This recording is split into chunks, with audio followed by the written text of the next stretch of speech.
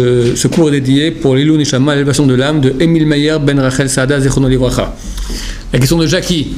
Ouais, alors il y a écrit dans Masechet Megillah, on parle des femmes les plus belles du monde. On cite Sarah, Abigail, Rachab, voilà. Et Rachid dit là-bas que Sarah donc la femme d'Abraham par rapport à Chava, c'est comme un singe à côté d'un homme. À côté d'une femme. À côté d'une femme. Alors je voulais savoir comment Rachid sait ça. Comment Rachid sait ça? Ouais. Il a reçu en tradition orale de Chazal. D'où Chazal savait ça? Il faut comprendre une chose, c'est peut-être important d'en parler, qu'on n'a pas la moindre petite idée de qu'est-ce que c'est que Chazal. On va poser la question d'abord un peu rapidement, ne serait-ce que le premier homme. Le premier homme, c'est marqué qu'il voyait d'un bout du monde à l'autre. Le premier homme, lorsqu'il est créé, il était lumière. Il n'y avait pas de corps, il était lumière. Après, quand il a fauté, Hachem lui a cousu des habits de peau. Et les enfants imaginent que c'est une toque, comme l'homme de Cro-Magnon, avec toc toc toc. Non, c'est un habit de peau, c'est notre habit à nous, le corps. Maintenant, c'est une lumière spirituelle, c'est pas une lumière physique, grâce à laquelle il voyait d'un bout du monde à l'autre. C'est pas que le monde physique, il voyait tout. Il n'y avait pas de monde physique? Non. C'est illimité alors? C'est un monde illimité? Non, le monde limité, mais pas dans la même matière qu'on connaît nous. Par rapport à Hachem, ça s'appelle matière, mais par rapport à nous, ça s'appelle spirituel. Prends un ange. Il est limité, l'ange. Il est limité. On donne des détails dans le droit. Pas dans le droit, mais à un moment, on donne des dimensions. Voilà, donc il y a des limites. Même dans le spirituel, il y a des limites. Il n'y a que Hachem qui est illimité. Donc lui, il était presque illimité, mais il était quand même limité. Donc il voyait tout. Ouais, c'est vrai, quand je dis presque illimité, il était très grand.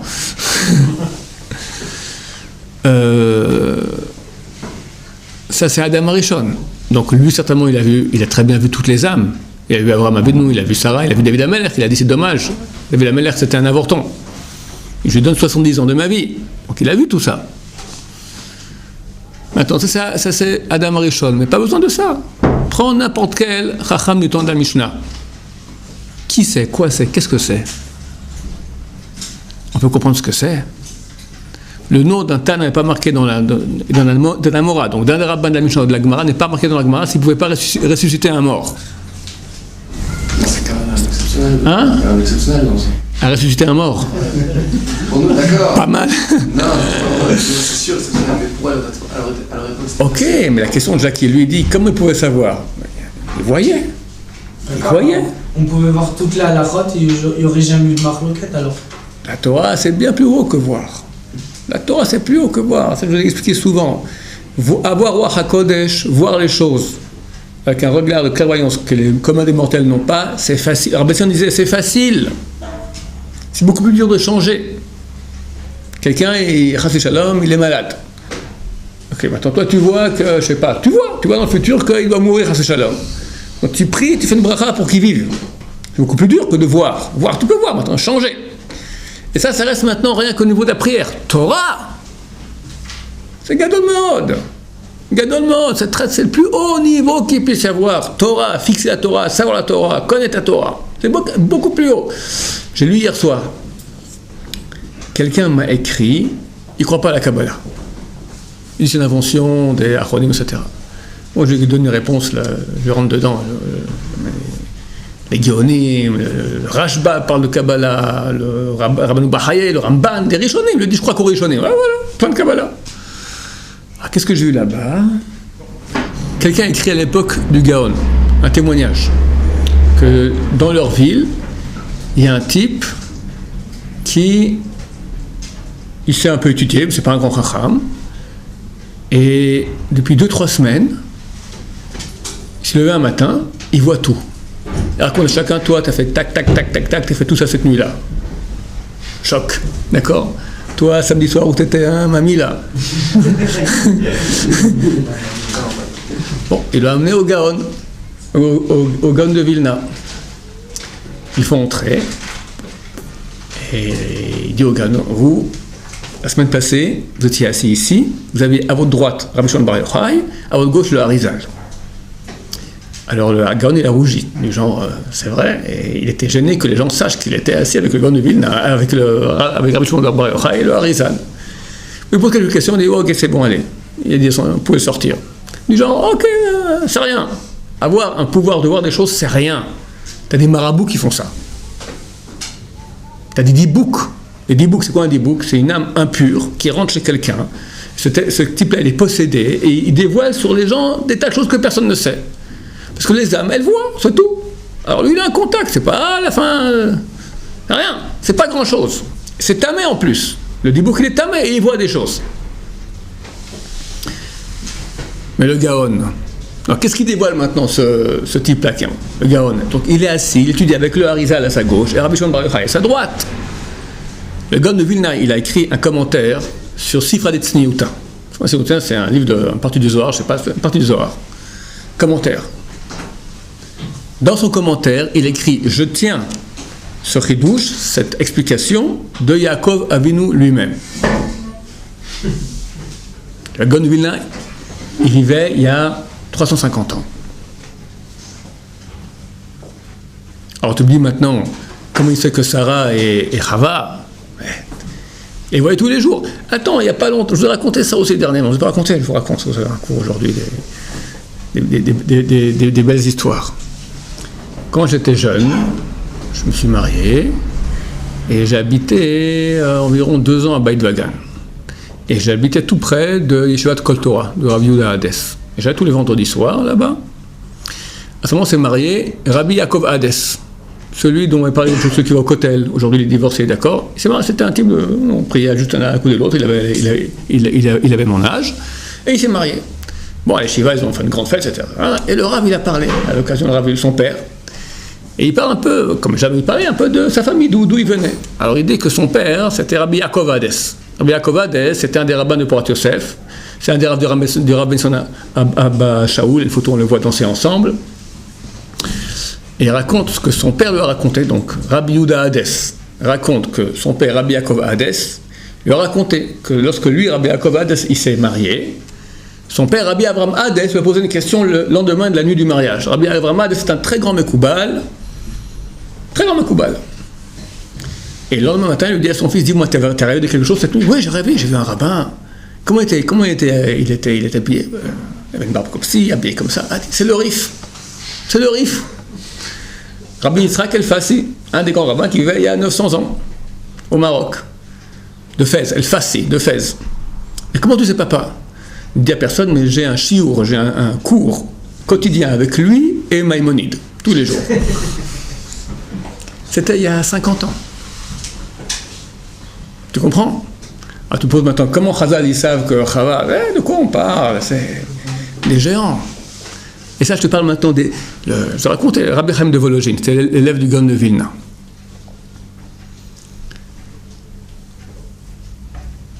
Il parlait en yiddish. Shabbat, il parlait en hébreu. Echvot Shabbat Kodesh, le Shon HaKodesh. Hébreu. Et il venait avec Shabbat chez lui à la maison, les élèves venaient de la yeshiva, après le vendredi soir, comme ça, et on parlait d'Ivret Torah, etc. Le Rabbi Chaim de Vologine, il a fait une introduction au Sifra de au commentaire du Gaon de Vilna sur Sifra de Tzniuta. Le Rabbi Chaim de Vologine était l'élève du Gaon de Vilna, le élève. Le Gaon de Vilna a fait, comme je vous explique auparavant, un commentaire sur Sifra de Tzniuta, et Rabbi Chaim de Vologine a fait une introduction à ce commentaire. D'ailleurs, dans quelques éditions qu'on a ici de Nefesh HaChaim, il y a là-bas cette introduction. C'est un livre de Moussa, cette introduction. Il parle du Gaon. Qui c'était? Il dormait 5h30, il étudiait 5h30, il dormait une demi-heure. Il étudiait 5h30, il dormait une demi-heure, toute sa vie comme ça. Et chaque fois qu'il dormait, son âme partait dans les yeshivot d'en haut et étudiait la Torah. Il revenait avec des chidushim des yeshivot d'en haut. Inimaginable. À l'âge de 3 ans, il fait 3 ans le Gaon de Vilna, il a participé à un concours de connaissances en Torah. Ils ont demandé où est-ce que c'est marqué dans la Torah Abraham, l'un après l'autre. Jackie, c'est marqué où? Vaïra. Mais c'est faire Bereshit. Non, Bereshit, c'est juste. Kedat Yitzhak. Yomer, Vaikra Hashem, Yomer Elokim al Abraham, Vaikra Hashem, voilà, c'est moi qui me trompe maintenant. Yomer Abraham, Abraham. Yomer Ineni, Kachna et Bincha. D'accord? Un autre endroit. Le premier, tout le monde le connaît. La question c'était un autre endroit. Allez, je vous laisse une minute à part ceux qui connaissent la réponse, parce que j'ai déjà raconté ici. Sujet de l'échelle. Hein? Il y avait l'échelle, les Malachim. Quelle échelle les Malachim? C'est Yaakov, c'est pas Abraham. Alors Philippe, qui a déjà conduit le cours 5 fois, nous donne la réponse. Non? Kol hakavod. Alors là, franchement, kol hakavod. Elle est Toledot Yitzhak ben Abraham, Abraham olid et Yitzhak. Elle est Toledot Yitzhak ben Abraham, Abraham olid et Yitzhak, marqué Abraham, Abraham 2 fois. À l'âge de 3 ans, il a répondu. À l'âge de 9 ans, il va au Bet Midrash, il prend Maseret Zvachim. C'est coaching. Qui tu dis coaching? Personne. C'est des trucs super compliqués, les sacrifices à l'époque du temple. Et il étudie comme ça. Il tourne la page. 5 minutes, tourne la page. Il y avait un chacham, un sage d'Israël qui étudie là-bas. Il voit ce petit jeune qui prend ce varim. Puis il voit que toutes les 10 minutes, on va dire, allez, il tourne une page. Au bout d'une heure, c'est des livres, c'est kadosh, t'as le temps de jouer comme ça, allez, des camps. Le gosse comprend, mais qu'est-ce qu'il y a? Ben, je suis en train. Tu joues quoi? Tu prends ce varim comme ça, tu vois, t'es en train, tu tournes toutes les pages, toutes les 10 minutes. Mais j'étudie. Ah ouais? Combien de fois t'as déjà étudié ce varim? La première fois de ma vie. Bon, on va voir, je te fais quelques questions. Il a fait 7 pages comme ça, il a répondu tac, tac, tac, tac, tac, tac. À l'âge de 9 ans. À l'âge de 40 ans, il n'étudie plus le pshat que la Kabbalah. Etc., etc. Super, super. Le Gaon, vous voyez des chidushim du Gaon, c'est pas humain, ça dépasse, c'est extraordinaire. Demande à des élèves, Shabbat, Abraham de Vologine, dites-moi, est-ce que le Gaon, il était aussi grand que le Ramban, Nachmanide? Abraham de Vologine était tellement choqué par ça qu'il a arrêté de parler en hébreu et s'est parlé en yiddish, même un jour de Shabbat. Tellement choqué. Il dit quoi? Avec tout ce que j'ai connu le Gaon, à tout ce que je l'estime et je connais un peu de sa grandeur, comme le Ramban, Nachmanide, peut-être que le Gaon arrivait comme un élève de l'élève du Ramban. Peut-être, comme un élève d'élève du Ramban. Et ça, le Ramban, on parle il y a 800 ans. Tu me parles d'Amoraïm, des Tanaïm Akudoshim. De quoi on parle? Qu'est-ce qu'il y avait de plus par rapport à Hein? Qu'est-ce qu'il y avait de plus au niveau... Oui, une proximité d'Hachem, une grandeur, je sais pas, des âmes énormes. Torah, comment quelqu'un maintenant, par sa sainteté, peut fixer qu'est-ce que dit la Torah, qu'est-ce que dit Hachem? Tu dis ça, c'est Issour Karet, quelqu'un qui fait ça, c'est Issour Karet. Ça devient Karet, et ça, c'est pas Karet. Comment Torah, c'est plus grand que tout. Job aussi, il comprenait, c'est-à-dire avec tout ce qu'il avait comme niveau et tout, il comprenait autant que les Shalom. Chas v'shalom, chas v'shalom, chas v'shalom. Parce qu'on est tellement petit, alors on n'arrive plus à comprendre qu'est-ce que c'est que... Non, parce qu'il comprenait plus. Quand on est petit, on ne peut pas... Explique à une fourmi la différence qu'il y a entre Einstein et un gosse de 3 ans. D'accord? Pour la fourmi, c'est tous des êtres humains, il faut faire attention de ne pas te faire marcher dessus. C'est à peu près ça. Nous, on est des fourmis, on ne peut pas comprendre. Chazal, on dit, si les premiers sont comme des êtres humains, nous, on est comme des singes. Et si nous, on est comme des êtres humains, eux sont comme des anges. Ce n'est pas une parole en l'air. Tu dois expliquer à un être humain comme nous, qui est comme un singe, c'est quoi un ange? Très dur. Mais tu comprends que le Gaon, il ne peut pas aller fixer maintenant une Mishnah. Chazal fixe maintenant. Qu'est-ce qui fait un kinyan? Qu'est-ce qui est un chinoui? Qu'est-ce que c'est dans une Mishnah? Qu'est-ce qui fait qu'est-ce que c'est un shouar qu'on doit rendre, un shouar qu'on ne doit pas rendre? Qui peut fixer ça? Et d'après ça, le monde va. Et c'est de Mamonote. S'il se trompe, c'est du vol. Peut-être pas à ce niveau là-bas. Mais c'est ça le niveau. C'est ça le niveau. Hein? Le Ramban et le Gaon. Le Ramban et le Rambam et tout ça, les Rishonim, ils prennent la Gemara et tu peux la comprendre comme ça, tu peux la comprendre comme ça. Et ils disent c'est comme ça. Et tu peux la comprendre de deux façons. Tu as deux pshatim. Le Gaon, quand il dit par exemple un Ramban et tout ça, il donne des chidushim sur le Ramban. Oui. Il comprend comme lui alors. Enfin, même... Lui, il peut expliquer le Ramban, il peut commenter le Ramban, mais il ne peut pas être le Ramban. Il peut pas fixer. Le Ramban, il a dit ça, Je comprends ce qu'il a voulu dire, comme si, comme ça, elle est fixée. Pas. Quand vous dites que son grâce au niveau de la connaissance, au niveau de l'effort, au niveau de ça, c'est sûr que au niveau relatif, les relatifs sont aussi grands les uns que les autres. Relatif par rapport à la petitesse de chacun, ce qu'il est capable de faire. Oui, j'imagine qu'il y a des gens qui ont beaucoup bossé. Aujourd'hui, un Gdolim de la génération qui étudie jour et nuit, c'est peu qu'il a fait autant d'efforts que le Ramban sur sa propre personne à l'époque. Mais le Ramban étant à une époque où les âmes sont beaucoup plus grandes, une proximité de Mahamad Sinaï du début beaucoup plus grande que nous, et son calibre est différent. Voilà, c'est tout. Mais tout complètement différent. Je pense aussi que c'était plus facile d'avoir une connaissance beaucoup plus claire à l'époque qu'aujourd'hui. Ils sont plus proches de la source. Si on voit un gars qui va faire Tchouba, qui n'a vraiment pas de connaissance, il avait une grande connaissance. Mais d'abord, c'est plus proche de la source, donc c'est des âmes qui sont plus grandes. Ensuite, ils ont reçu des maîtres. Les maîtres ont reçu quelqu'un qui a reçu d'un grand maître, et il reçoit énormément. Rabbi Yanassi, il a dit, j'ai étudié chez Rabbi Meir. Je l'ai vu. Quand j'étudiais, je voyais le derrière. Je n'avais pas le droit d'être devant, je n'ai pas au niveau d'être devant, je voyais de la nuque. Et c'est de cela que j'ai ma sagesse. Et si j'avais vu de face, ça aurait été beaucoup plus grand.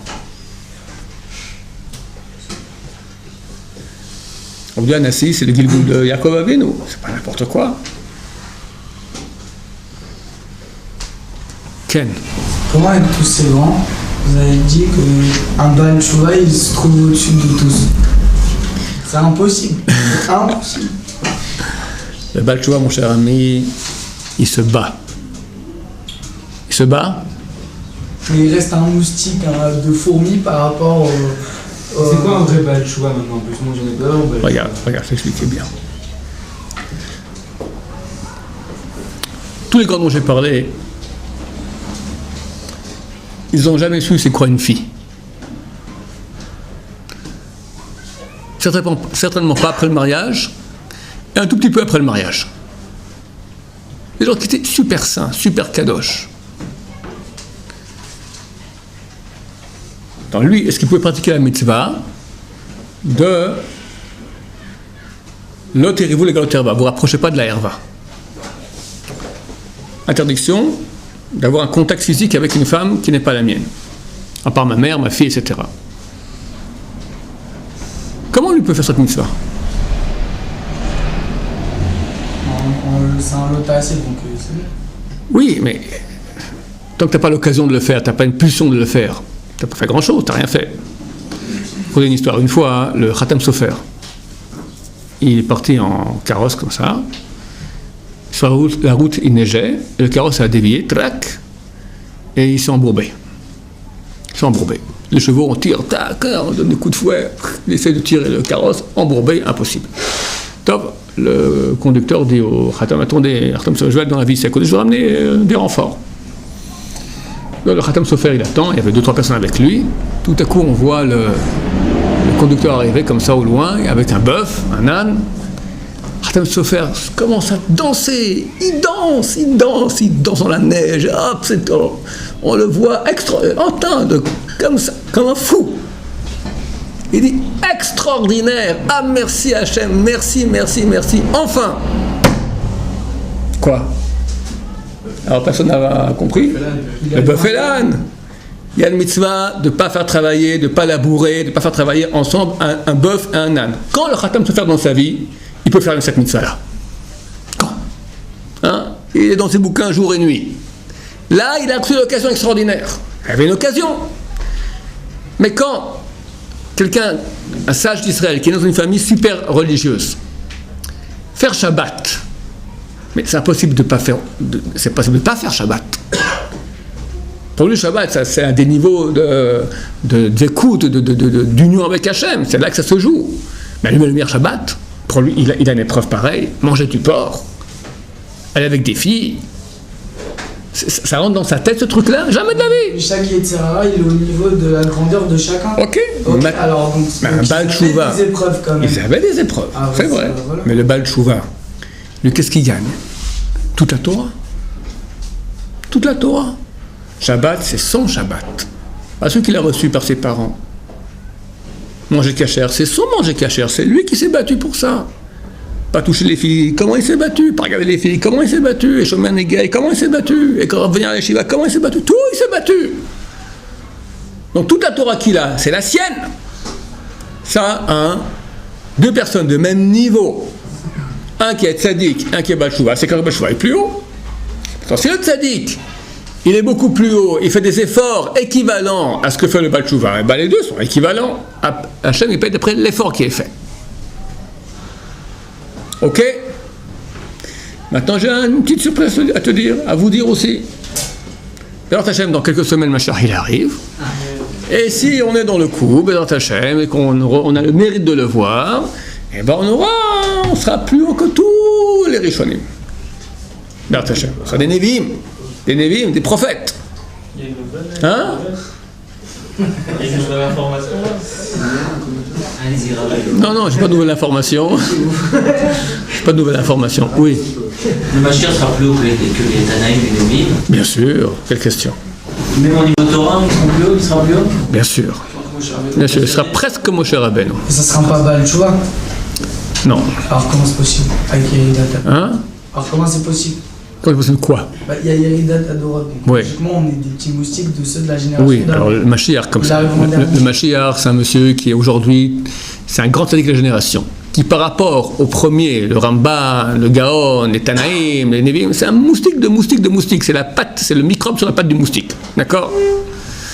Mais quand Hachem dit, heure H est arrivée, la Yechida du Mashiach, donc chacun de nous, on a 5 âmes, Nefesh, Ruach, Neshama, Chaya, Yechida. Nefesh du Mashiach, c'était le Baal Shem Tov. Le Ruach du Mashiach, c'était Rabbi Chaim Ben Attar. Quand vient Mashiach, le qu'on attend, ce sera la Yechida, le plus haut niveau, qui se trouve dans le paradis. Le Zohar dit dans un endroit qui s'appelle Kan Sipor, le nid de l'oiseau. Là-bas se trouve cette Neshama qui attend depuis la création, Kan Sipor. Quand c'est marqué dans Bereshit Barakum Teshamet Haaretz, Va'aretz Atet Tov Vavo, Va'aretz Vechosh Al Pnei Pnei, Veruach Elokim Arachef Al Pnei Hamayim. L'esprit de Dieu planait sur la surface des eaux. Chazal dit, c'est le nom du Mashiach. Donc c'est son âme. Elle plane, elle est là déjà dans Bereshit. Elle plane sur la surface des eaux. Elle attend, elle est là, dans le ciel, dans le paradis. Quand Hachem dit, dans quelques semaines, that's it. Enfin, je ne sais pas comment il dira en anglais, il dira Zehu, ok, Pakati, Agioula là, Giazman Gioula Trem, la Yechida du Mashiach vient dans ce monsieur moustique, qui est un grand tzaddik de la génération, mais par rapport aux autres, c'est un moustique, et il reçoit un pouvoir que personne n'a eu auparavant. Personne. C'est lui le seul qui pourra faire ce que personne n'a fait auparavant. Et lui, c'est l'âme de David Amelech, c'est l'âme de Moshe Rabbeinu, c'est tout réuni. Hein? Comment transformer?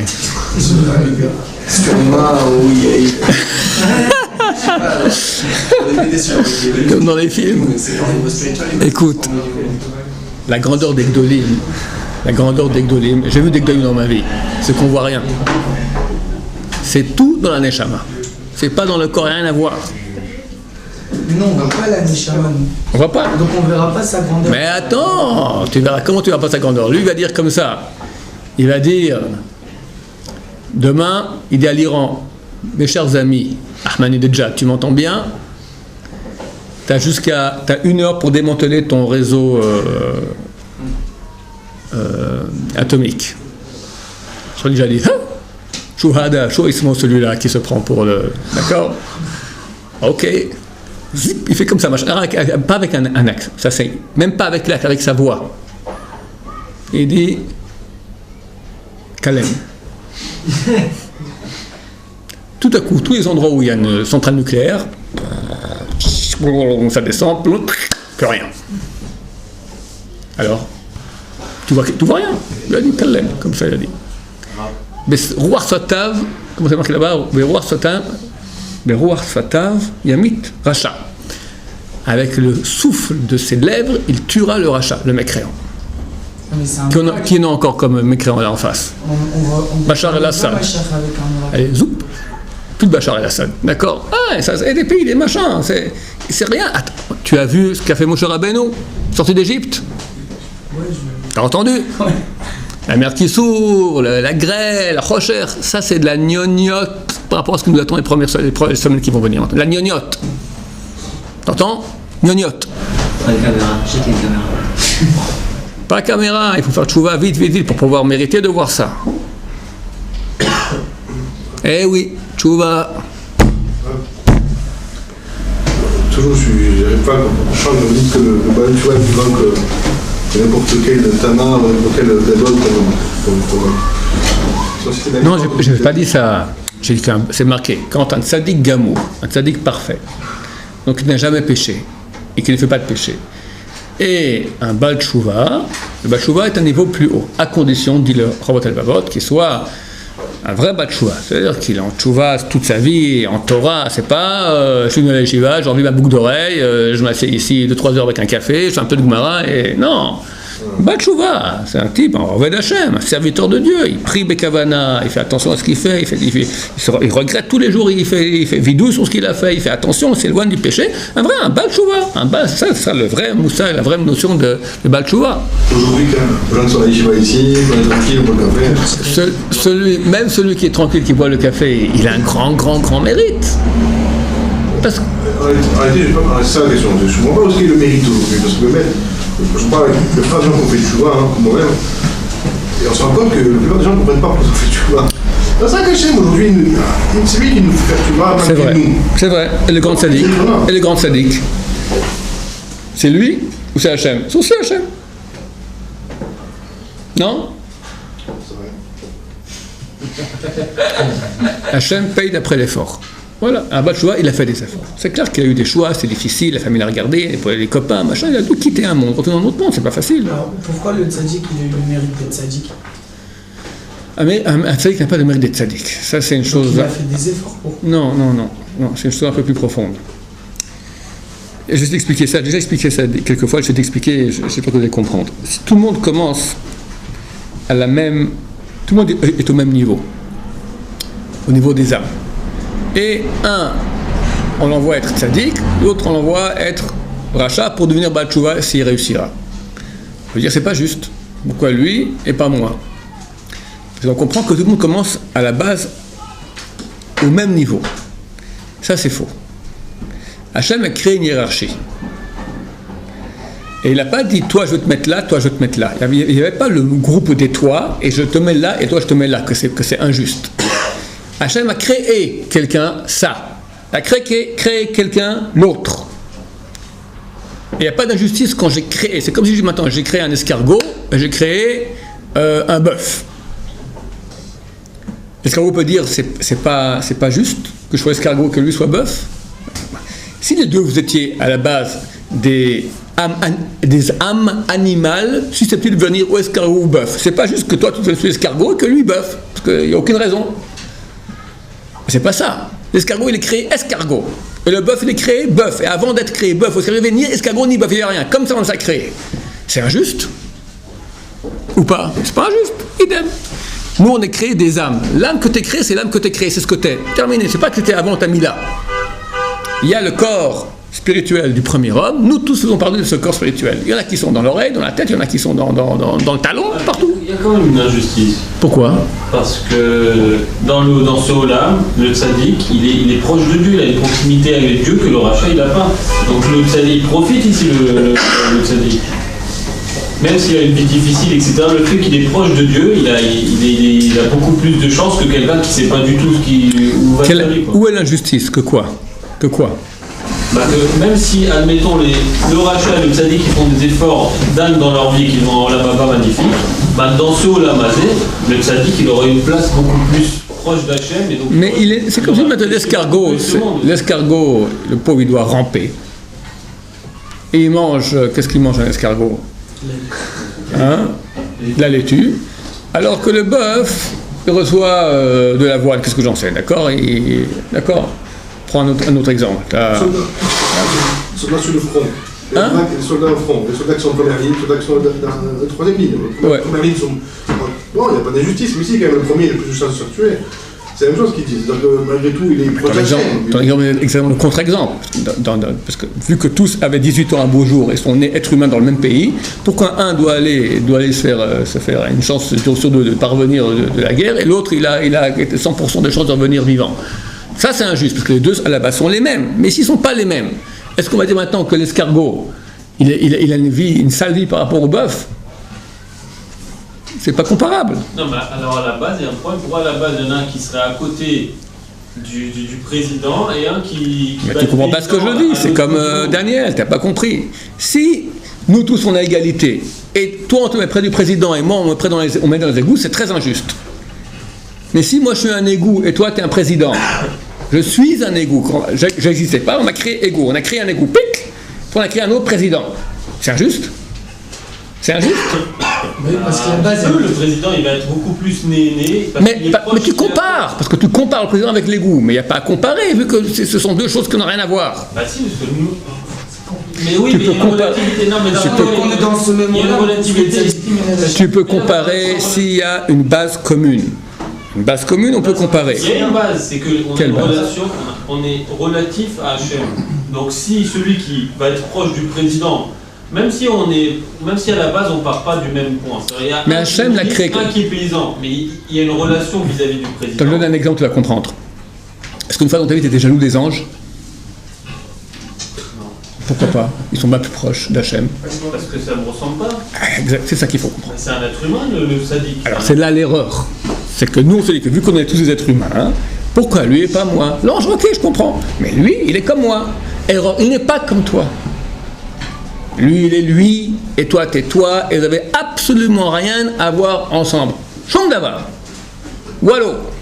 Ganz nicht. Rien. Rien. C'est ça l'erreur. L'erreur, elle est là.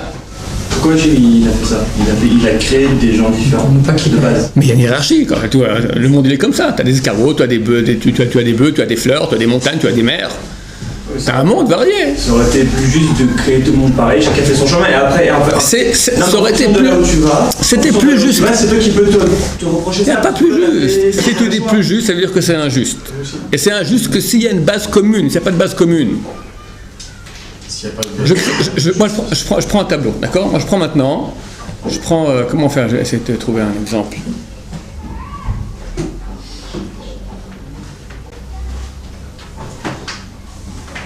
Je fais un tableau.